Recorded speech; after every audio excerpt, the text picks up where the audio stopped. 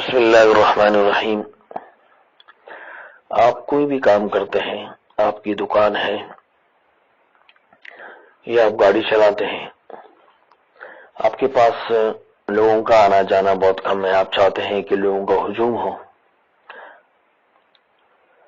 تو سورۃ الفاتحہ کا یہ جو عمل ہے ہر نماز کے بعد اس کو کرنا ہے۔ ہر نماز کے بعد 21 مرتبہ بسم اللہ الرحمن الرحیم الحمد للہ رب العالمین اس ترتیب سے سورۃ الفاتحہ کو 21 مرتبہ پڑھیں، اور نیت یہی ہو کہ اللہ اس عمل کی برکت سے میرے کاروبار میں برکت عطا فرما اور زیادہ سے زیادہ لوگ میری طرف بھیج دیں، یہ نیت ہونی چاہیے۔ انشاءاللہ اس عمل کی برکت سے لوگوں کا ہجوم ہوگا، لوگ سنبھالے نہیں جائیں گے انشاءاللہ۔